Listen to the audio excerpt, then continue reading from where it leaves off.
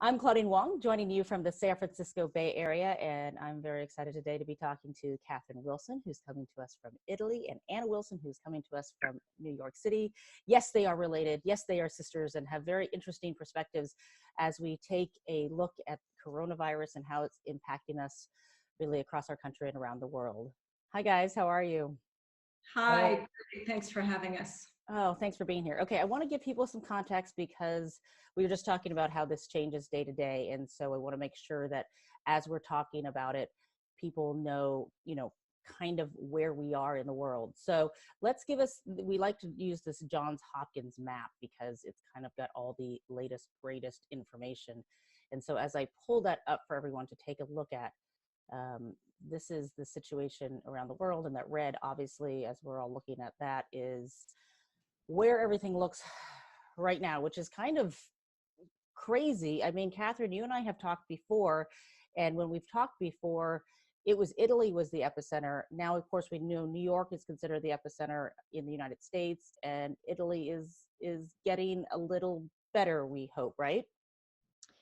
It is. The numbers are still pretty horrifying, but they are on the curve. They're starting to plateau a little bit in terms of contagion. The deaths are still very, very high, but deaths are still something that that we consider something that's from 2 weeks to 20 days ago, whereas the new contagions are the ones that we're really watching. And it's so important for morale. We're almost a month into lockdown now, and so it's so important for morale for us to see that the numbers are at least going in the right direction, to know that this sacrifice is actually doing something. So I went back to this big map simply because it tells us that in Italy, if we look over here at these numbers, 105,000, the US obviously, unfortunately, leading this with 198,000 or 190,000, and then total confirmed cases, 887 around the world. And that is really, that's just where we are. April 1st,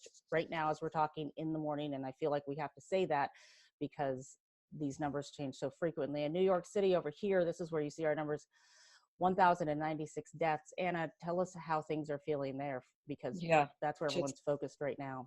I know. And hearing that, and I'm a psychotherapist, so I have people, my patients are traumatized.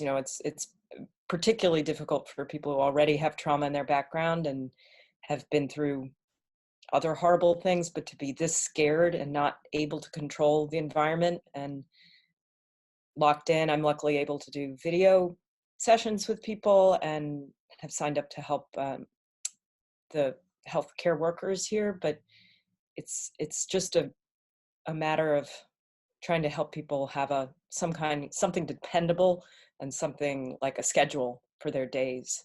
Yeah, you're a psychotherapist, so we should mention that. And so you spend time, obviously, trying to help people work through this. This is like uncharted territory for kind of the masses of trying to deal with something crazy like this. Yeah, unprecedented, really. And I think so. On a lighter note, in terms of the two of you and talking to you guys and the interesting perspective that you guys both have. I mean, you guys are sisters, one in two different epicenters of the world right now.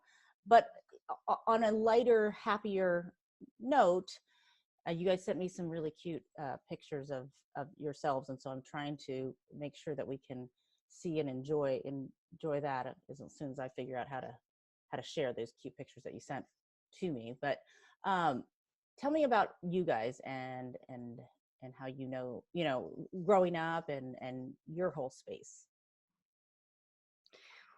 Well, I think that first of all, I feel like I've never felt as close to my sister as during this period, even though we're on opposite sides of the world.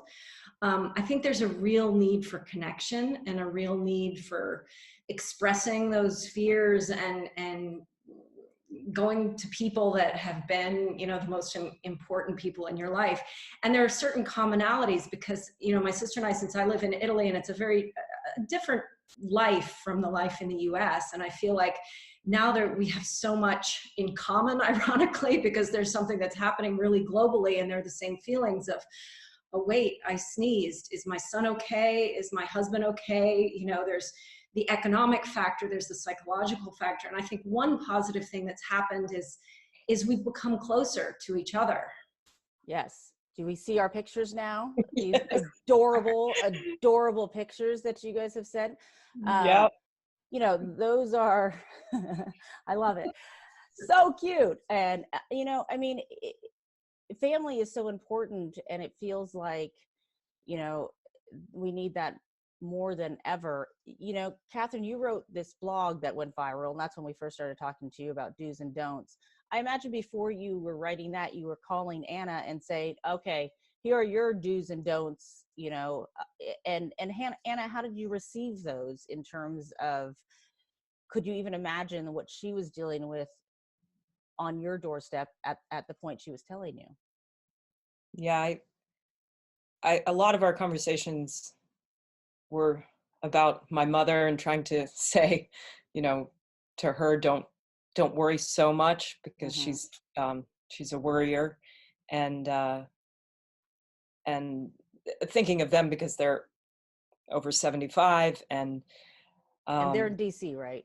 yeah, and but we were able to laugh about it, and a little bit joke that our mother used to tell us poison stories growing up, like terrible stories about kids getting into horrible situations. We would call them poison stories.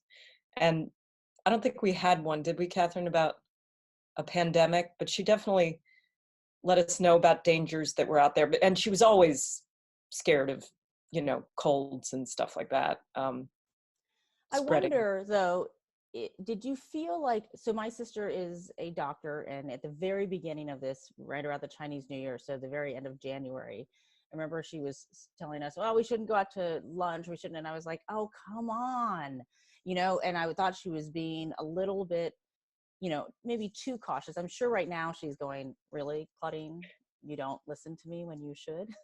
Right, You right. know, unfortunately, I mean, we would have all loved it if she'd been overly cautious and wrong. Um, but, Well, you I know, think, yeah, even I then, was think it hard to get people to listen to you, Yeah, I Catherine? mean, Yeah. And Anna? Catherine was you. Yeah. What was it like? Did you feel like I was listening to you when you would tell me horrible things from yeah, Italy? yes, absolutely. I mean, I felt like it was really hard in Italy when there was that in between space where places were open, so you could go to places, but it was up to individual people whether they should or not. And since we had sort of lived it a week to 10 days before, and we realized, oh my goodness, we really did not have to go to that restaurant. Or again, with kids, you know, I had teenagers who were saying, come on, but my friends' parents are letting them go to this party, so why aren't you letting me go?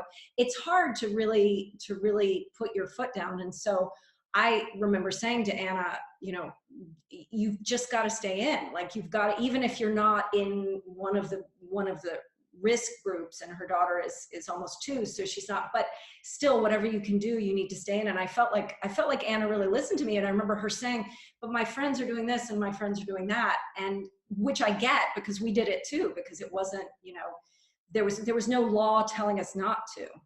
Yeah, Yeah. people were making play dates 2 weeks ago with me, like saying, let's hang out with our 2-year-olds. And I had been talking to Catherine, and I was like, I don't think we're going to be up for that today. Sorry. But if you're ahead of it, it's interesting because you also feel like, you know, can I do this? Can I have this one last, you know, luxury that I've always enjoyed? Are we there yet? You know, since I'm broadcasting in the San Francisco Bay Area, we went into a shelter in place before anyone else in the rest of the country. We were kind of really far ahead of the curve, although some people have said that is why our numbers look different than some other places. I'm wondering now, since, you know, we always looked to Italy, Catherine, and you guys went into a much more severe kind of lockdown. We know New York is also, everything's getting stronger, as opposed to saying, okay, now we've done it. You know, I mean, we have, you know, you have the US Navy ship going into New York now. What do you feel like New York is headed to, based on what we also know to be true? I mean, I have the here's a picture, right, of the comfort that we we kind of, I know it cheered, but I got to tell you, I was looking at when the comfort is in, coming in, and you saw the people who were also standing along the fence lines, really in huge crowds, cheering this ship coming into town, which I'm like, so that's great, but are we also not quite getting that you shouldn't be in a huge crowd right now? Totally not getting it. Yeah. I mean, it's counterintuitive. Do you feel like New York has to go into a stricter lockdown? Catherine? Or I Anna? mean, I Either think one of so. you. I would be You talked relieved about, if that was 2 the weeks case. ago, no one was listening. Are people listening now? I think so. I mean, you don't see anybody out on the streets you still see people walking, but they aren't in the playgrounds like they were 2 weeks ago. And Yeah. Catherine, yeah, it would be great if we looked at Italy and saw everyone back to normal and everyone living life, but because they're not anywhere, whoever's ahead of us, I think that's also hard for people to see. Yeah, I think it's really hard. There's a real misconception about being outside, and I think there are a lot of people who think, well, if we're outdoors and we keep this distance, everything's okay. But what we saw in Italy was that when they said, okay, you can go out, maybe with one family member or by yourself, inevitably there were these congregations of friends. I mean, and Italians are very social people, so inevitably you would go out and there'd be somebody that you start talking to, and so they sort of had to do a Wuhan style situation, which we never in a million years thought that in Italy would happen. But if you look out my window now, all you see is police cars going by with loudspeakers and sirens. And I mean, it's really very serious. And I think one of the problems with New York, like Italy, is that it's dense. In California, I don't know California that well, but I don't think there are as many situations where you have to take elevators. I mean, both my sister and I live in buildings where there are elevators. And so to get to your apartment, you have to, there are closed spaces that are inevitably going to be, the virus is going to spread quicker. So in those places, it's even more important to be rigid about it.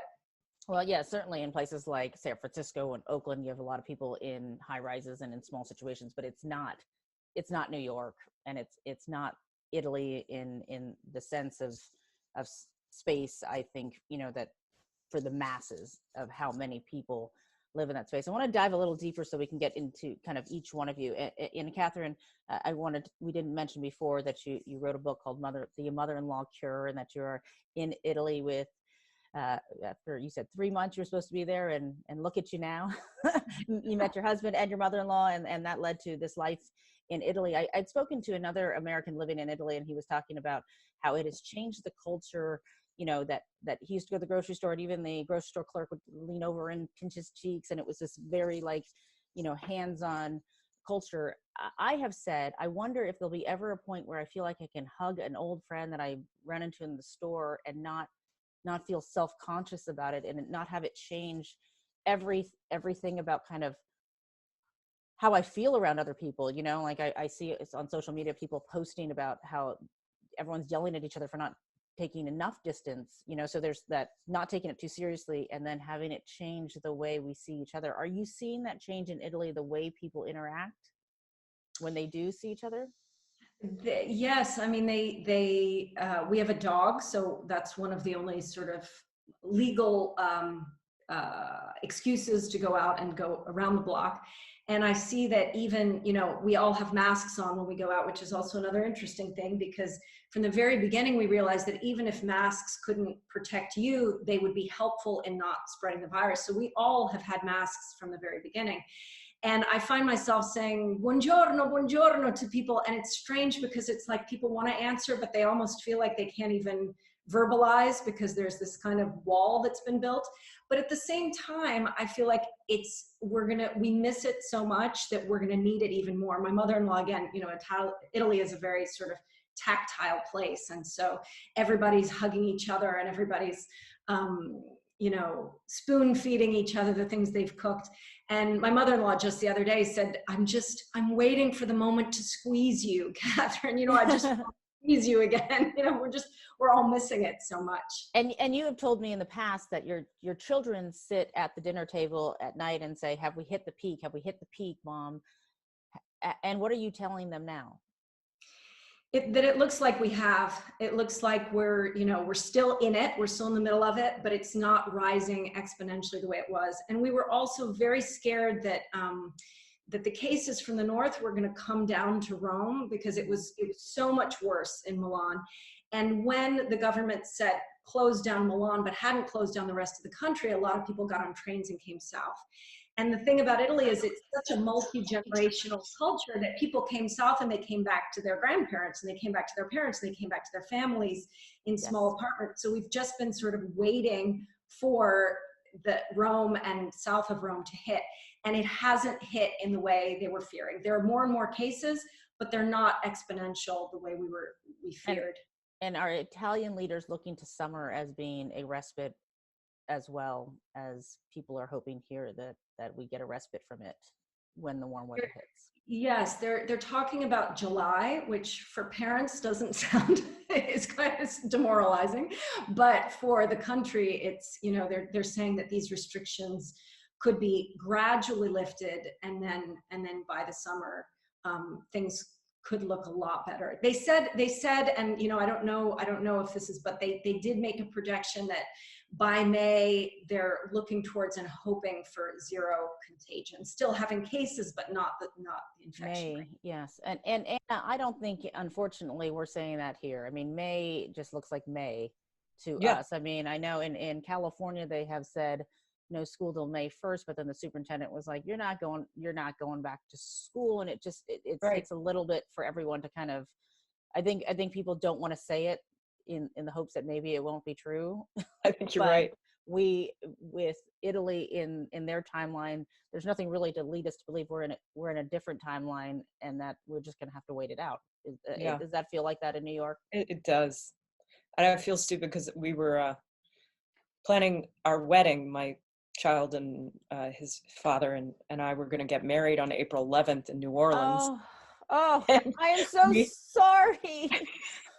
Well, we postponed it to August 1st, and I had a conversation with the hotel, like, I might have this conversation again with you. And they said, okay, we'll have, so who knows when that will happen. I think, right? I mean, I think people were pushing things to July 1. They were, the people who weren't canceling it were saying, all right, well, maybe by the summer we'll be over. And I was just saying, like, I read an article on like 4 different timelines, and literally none of them sound good. Yeah. I mean, no. in terms of what I would hope for my life, none of them. Right. I was like, I hope all of you are wrong. I know you're all very intelligent people, but could maybe everybody be wrong? But maybe, I mean, it's just because I think not having an out time, and I think, I mean, in terms of like how people deal with this, I mean, a wedding, of course, you want the health of everyone who comes to your wedding. You want your parents to be able to come without worrying about it. You want your sister, I'm sure, to be able to travel and all of those things. And I think there's so many people, like, in their mental health of this space, trying to deal with that. And I mean, if you take anything and you say this compared to death and sickness, none of it's going to be to raise the level. But if you take the disappointment of high school seniors who don't get graduation, who don't even know if they can go to college, because who knows if you can shove a bunch of kids into a dorm room. Or like, I just spoke with a couple who was fighting infertility. They just went through a miscarriage in their 3rd round of IVF, and they don't know if they can go back to the doctor to keep trying, like, the 1,000 of different ways in your wedding. I mean, I don't know how we all get through this. Yeah, I think it puts it in perspective. It's like I was planning different colors and flowers and like, let's put first things first. And is the hotel and are the vendors being understanding? Because I'm sure this has been like at first they weren't, and so a lot of the advice from Catherine was coming in. It was a lot about, like, are we going to cancel it or not? And the hotel was being a little difficult at the beginning, but I mean, now, and New Orleans is one of the worst hit cities as well. It's like, now they're being now, I mean, they're like, okay, well, it obviously can't happen. So yes. And so when do you decide August becomes December? Or I would think, or the next spring or the next you spring? I know, mean, do you push it out? And what would you tell your clients, right, who are trying to manage this?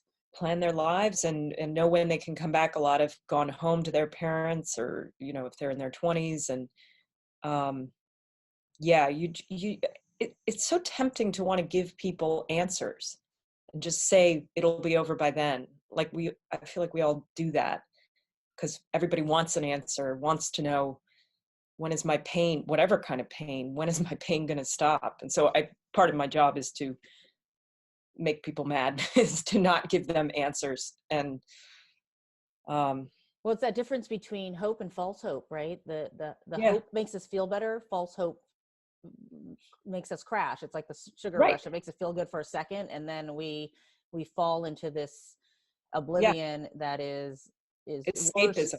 Yeah, and Yeah. it makes it worse. Then And you I got think two problems.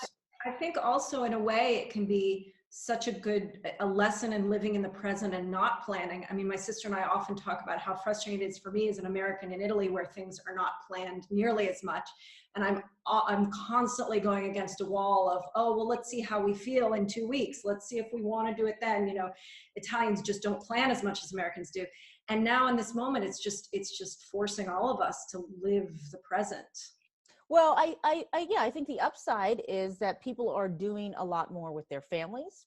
I have reconnected with 1,000 different people because no one has anywhere to be. And so you can hop on a Zoom call with 10 people from college because guess what? They're all home. I Oh, mean, there are some upsides, right? that's so great. There really are. And I think dogs and toddlers are really thrilled right now because it's a lot of Yes. time.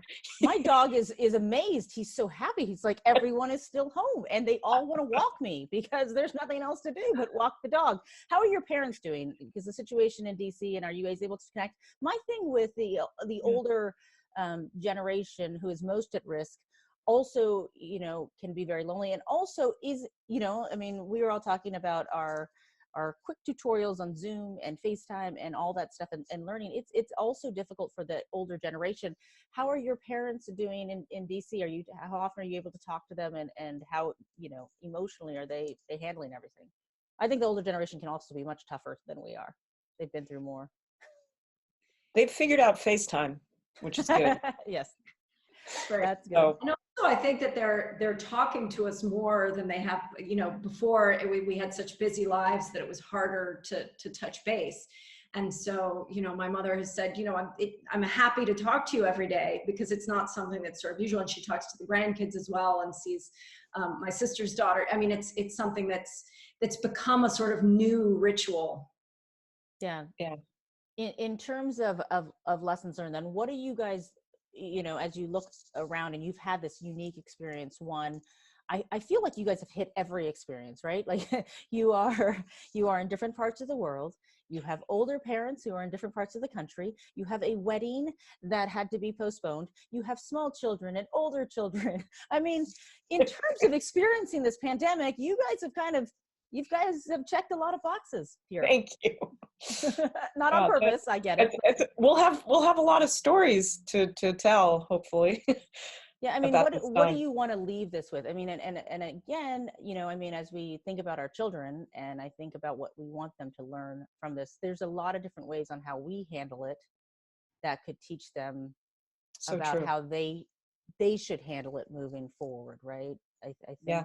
what lessons, I mean, Catherine, you wrote something in the middle of this, right? Like when you guys were a week out from where we were going to be, and now I feel like we're 100 years from that moment. What is the blog you write now to your sister in New York, and what is the journal entry, Anna, that you write to your 2-year-old so they can read it, Yeah. in when they're 22 and looking back at this moment? Well, I think it's definitely a moment to reset priorities and to to learn also how to let ourselves off the hook. I read something today which was so true, because I'm still writing and my sister's still working, and it was so true. It was something online that said, no, you're not working from home. You're forced to be at home and you're trying to work. And it's two different things. Working from home is a different thing.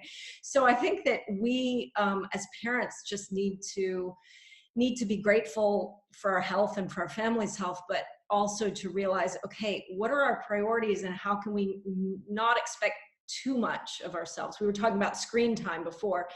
For example, with my kids, I think, how much are they allowed to be on? No, it's a global pandemic. If they're on the screen a little bit more, it's not the end of the world. Well, thank you for saying that, because then I feel better, because, right? I'm like, every time Apple gives me my screen time log for the day, I'm like, well, that wasn't good. but that's where we are.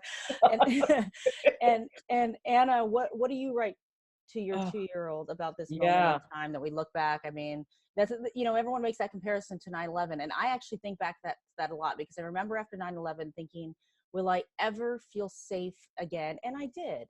And I did feel safe again. It took some time to get on a plane and not think about it, to not feel that anxiety that really, kind of enveloped us. But, I when I went to the World Trade Center Museum and I watched the young people walking around, I'm like, half the people here lived it. The other half have just learned about it, and how we all absorb this is so different. What do you write to your child who will have lived through it but won't remember it? Yeah, she won't. She's learning to talk during this time, and she just had learned how to hail a taxi. She was going, taxi, taxi. That's an important skill in New York. And now, we're lucky to have a little balcony, and she goes out and then says, home, home, grabs onto and wants to go back home. And we're New Yorkers, so we're like always moving and going out and walking and doing so much that it has forced me to slow down and be at home with her. And that, I mean, in a way, she should be writing me a journal entry. Yes. About like how to teach me to have this 1,200 square foot apartment be everything, be a world, be so exciting. Like, she's always finding some new little area or dance party. We do a dance party, and and I try to keep the structure of the day, but she's really my teacher in terms of how we should live. And being in the moment. And she's not worried about the coronavirus at almost 2. And I'm very grateful that I didn't wean her, because I was lucky enough to get to continue to breastfeed, and that has been a source of calming for her, and continuity and closeness and physicality. Probably for you too.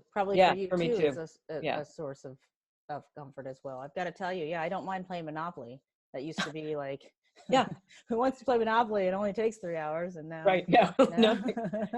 Sure. And I think, I have said that with everything that you guys have both said too, that we have taken more time to appreciate, and really, I think, unless the world stopped and we couldn't, there's no keeping up with the Joneses anymore. There's no, you're just, and I'm in an industry that, who knew we could work from home? No one ever said that was a thing for us. And here I am, working at home. So, well, I am so appreciative of this conversation as well, that technology has allowed us to connect, from across the country and around the world. And what an amazing family you guys have. Thank you. It's so wonderful. Thank you, Claudine. And I know it's got to be getting late there in Italy. It is. The light has the sunset has, so I'm trying to, before it was too bright, but now I can go out this direction. We had our time change recently, so it's beautiful. It is beautiful out there. Yes. It is just, it's 10:30 in the morning here on the west coast of California, and so our day is just getting started. Hey, to both of you, Catherine Wilson, Anna Wilson, thank you so much. I hope that we all motor through this together, and everyone stays healthy and safe, and we flatten this curve, and we do all the things that we're supposed to do, and we learn lessons, and we get our family time, and that you get the most beautiful wedding, Anna. Thank you. You have so much time to plan it now. So I every know. little detail, right? Perfect. It's going to be full of like little craft projects. You can make every single great idea. piece and everything that you need. Yeah. And of course, the best of everything for your families. And we'll get through this together. So thanks so much for joining us. Thank you.